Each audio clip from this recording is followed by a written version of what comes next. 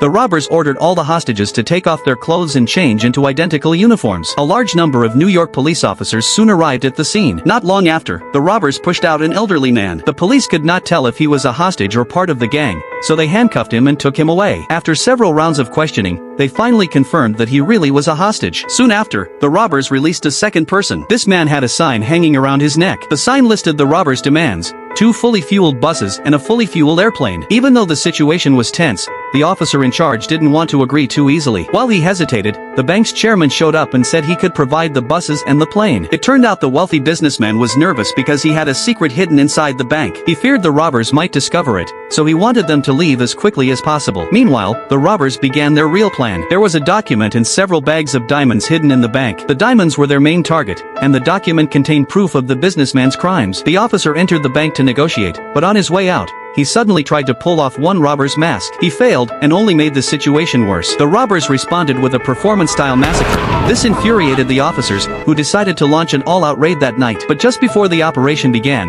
the officer realized something shocking. The robbers had hidden a listening device inside the sign. That meant they had heard everything and already knew about the planned assault. The officer rushed to stop the raid, but he was too late. A crowd of people, all dressed in identical uniforms, ran out of the bank. Some were hostages, some were robbers. There was no way to tell. The police had no choice but to detain everyone for questioning. They then searched the bank from top to bottom and confirmed it was empty. It became clear that the robbers had escaped by blending in with the hostages. But the interrogations went nowhere. At the start, the robbers had put hoods over everyone's heads. Nobody saw anyone's face, and nobody could tell who the robbers were. They had also separated the hostages into different rooms and rotated them regularly. During this process, some robbers even revealed their faces on purpose. Then, they pretended to get beaten by other robbers, so the hostages would remember them as fellow victims. That way, during police questioning, the hostages would unknowingly protect the real criminals. With no answers, the police returned to search the bank again only to be stunned. The robbers had used toy guns. No one had actually been killed. The money in the vault remained untouched. What they didn't know was that the robbers had already hidden the diamonds and stolen the criminal documents. Because the businessman feared his crimes being exposed,